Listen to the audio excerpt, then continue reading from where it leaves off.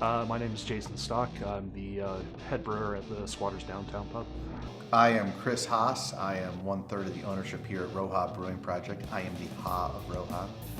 Hi, I'm Steve Mills. I'm the CEO of Bloomington Brewing Company. My name is Matthew Allred. I'm the communication director for Epic Brewing Company.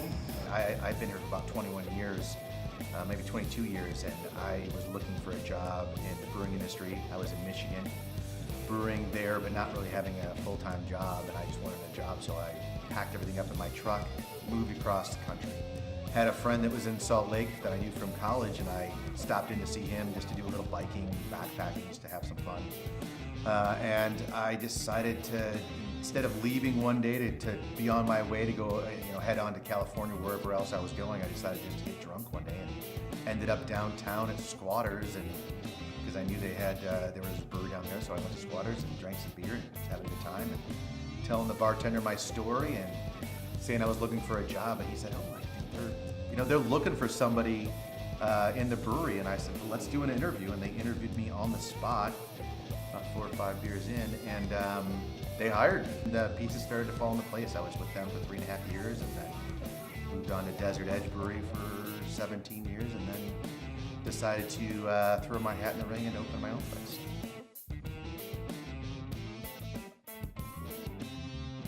I got my start at a brewery called Boulevard Brewing Company. It's in Kansas City, Missouri.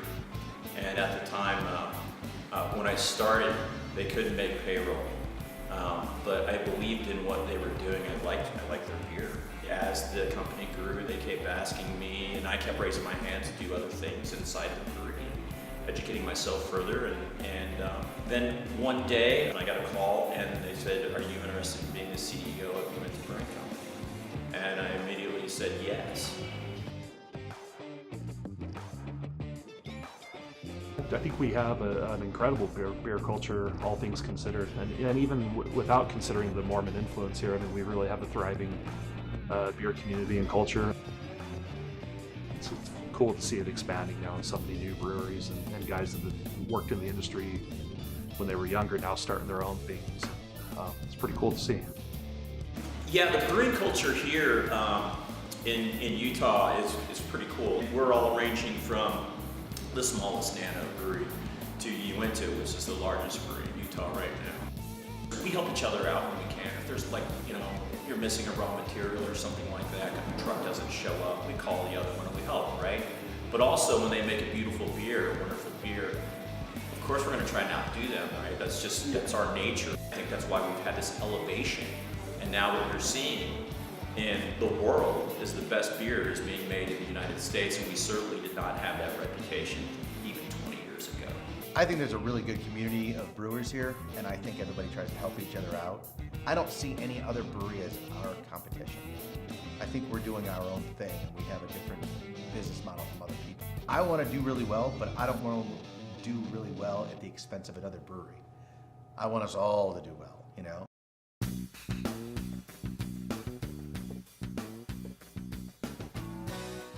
I don't think we're terribly unique, to be honest. I think it's pretty common just in the craft brewing industry for people to be this way. I think industry-wide, it's a pretty big norm to be friendly and open and collaborative rather than competitive. The brewing culture has been really strong here, but there's really starting to be a boom in the amount of breweries that are opening. I think part of that is more, we're just chipping away at the big mega breweries' control over the industry, and there are more and more craft beer drinkers out there. I think the biggest thing is the people that are coming of age right now, 21. This is the first generation that's seen that when they stole beer from their dad's fridge, it might have been Sierra Nevada or New Belgium, and not Schlitz or Pabst Blue Ribbon or Budweiser. That's what my dad had in his fridge. This is the first generation that their parents would have craft beer in their fridge, and so we don't have to go out there and teach the 21-year-olds that that's not the kind of beer you want to drink. You want to drink craft beer. They already know that they want to drink craft beer, so now we just got to get them to the right craft brewery or my craft brewery.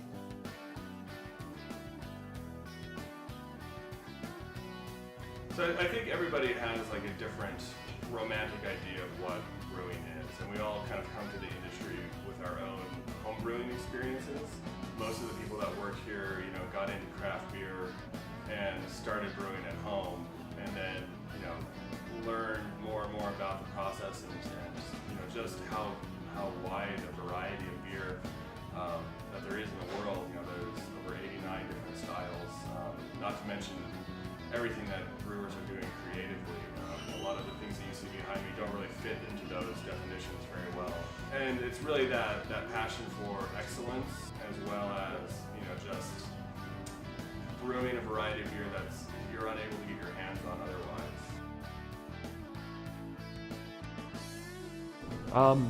Well, here at the pub, we really focus on using premium ingredients.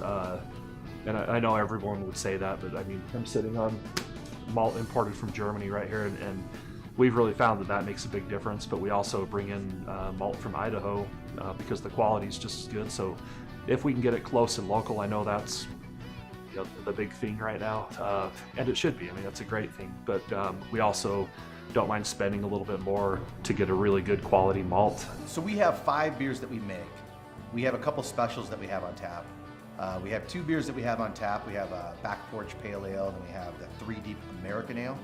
And then we have 3 other beers that are High Point that we sell out of our bottle shop as well as in the liquor stores. And that's a Thursday IPA, a Big Ring Couch Double IPA, and then our Kensington Grand Saison, which is one of the ones we won the medal for. So. I think the range of our beers is a little bit unique because a lot of brewers will say we're gonna be an IPA brewery, or we're gonna be a lager brewery, or we're gonna be a barrel aged brewery, or we're gonna do sour beers, or we're gonna make low ABV beers or high ABV beers.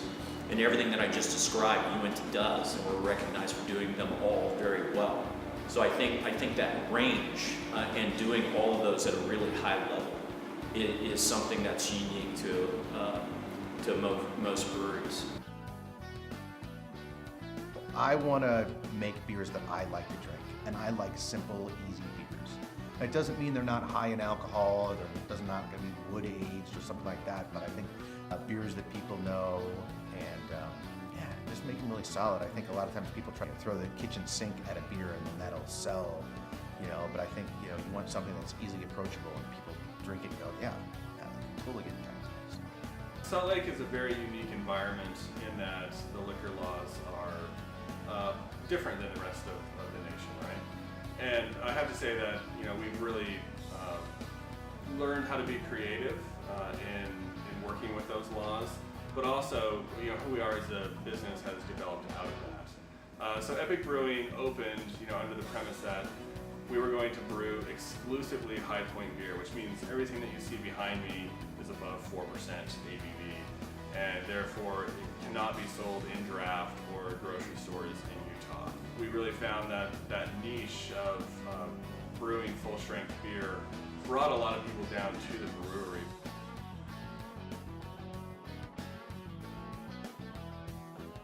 The state law is such that all of our draft beer has to be 4%, which is the same as 3.2. So when people say 3.2, that's 3.2 by weight. And there's 2 ways to measure the alcohol percentage, alcohol by volume or alcohol by weight. Pretty much the entire world speaks in alcohol by volume, which is 4%, which is the same thing as 3.2 by weight. That law affects us as pub brewers here because our draft beer is restricted to 4% by volume. It's kind of ironic because Utah is different than a lot of other states that once you package a beer, there is no limit on the alcohol percentage. Yeah, we will have to definitely, I think, as we go forward, tell our customers, especially people that are not from here or not from this state, that they got to watch out if they're driving. 0.05 is a lot lower than what they think it is. Nobody really wants people out there drinking and driving. Nobody wants drunk drivers, but it's how you go about regulating that. And I think lowering the drinking isn't doing that. It's not going to have less drunk drivers or less really drunk drivers.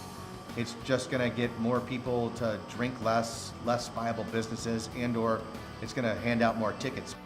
Last year, 1% of people pulled over and breathalyzed were between 0.05 and 0.08.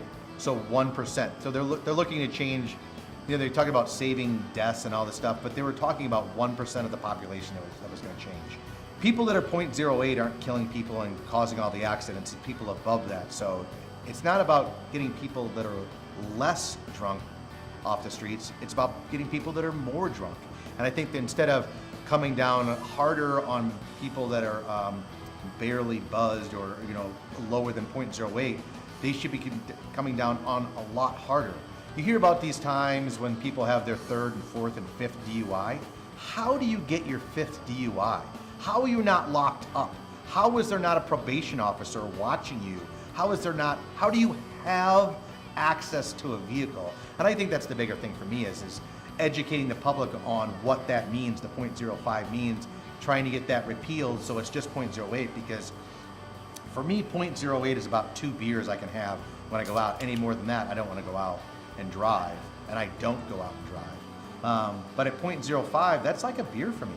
So I can't have more than a beer with dinner, and then I can't drive. So it limits everybody. I mean, it's great for the Uber drivers of the world and the cab drivers, but I think for business it's going to be really hard. I think a lot of people are going to abstain from drinking. And I don't mean drinking and driving, but I mean drinking. And I think that's not what we want. I think you want people to be able to go out and enjoy themselves and get behind the wheel safely. And that's the key. Our legislators they're good people. They are responsive. I mean, when you work with legislators, there are very few people that get everything that they want, right? But they're very reasonable people. They're very kind, and they listen, and they come to our breweries, and they listen to what we have to say, and then they listen to their other constituents, and they do their best. All of the names of our beers had a personal connection to us as owners and us as a business, rather than us as Utah. I think we'll always be in Utah, but we wanted to do more of a tie to us rather than a tie to Utah. Polygamy Porter plays okay because people understand what polygamy is, but if you draw too much on your local, then you can't. It's harder to grow. We called everything Stansbury Stout or whatever. When you get to Denver, they don't know what Stansbury Mountains are, so they don't know what Stansbury is. It's definitely tongue-in-cheek. There's no maliciousness there, but I don't know how the church would take that. But I know that our customers, that's appealing to them. It's if you have a dominant religion, it's going to be fun to kind of poke fun at that a little bit. I think every brewery takes advantage of their particular culture. So, like if you live near a volcano, a lot of your beers probably have something to do with that volcano. If you happen to brew beer in the headquarters of the LDS Church, who has a pretty strong anti-alcohol stance, they're probably going to get dragged into it a little bit. But the truth is, I think everybody who lives in Utah really appreciates the state for what it is. And we certainly brew our beer to accompany all of those activities, whether you're mowing your lawn, hiking, enjoying a concert at Redview Garden. We brew a beer for everyone. Asking a brewer like what their favorite beer is like asking who their favorite kid is, right? So, but I will tell you as a father, it's Reed, that I do have a favorite child at the moment, sometimes. And so if I was going to have a Uinta beer right now, it would be a Uinta Cutthroat. It's hard for me to pick a favorite overall because to me it depends on the time of year, the situation. So if I just finished mowing the lawn and it's 110 degrees in July, my favorite beer is going to be very different than it would be on Christmas Eve. I've liked beer since the moment I had it when I was a small child and my dad gave me my first sip of beer. I've just always been a beer lover, so it's just one of those things where you just I've always created beer equals love. It just makes me feel warm, and it makes me feel dry, and it makes me feel comfortable. When you're camping on a cold night, it makes me feel warm and dry, and all those things. It always has made me feel really good. And the first time I made beer, I was like, not only do I like to drink it, but I like to make it. It makes me feel warm and fuzzy inside to make something that I know is going to make other people happy. And that's the thing. That's why I really decided to go for it and make it a career. And once I got into the career, I really enjoyed it because I think it makes other people happy, and that's the biggest part of it. I'm making a product that makes so many people happy. Just have a beer. Either whether it's my beer or someone else's beer, I just think everyone should enjoy it, and there's a beer out there for everybody. Everyone's just got to find it, so. for it and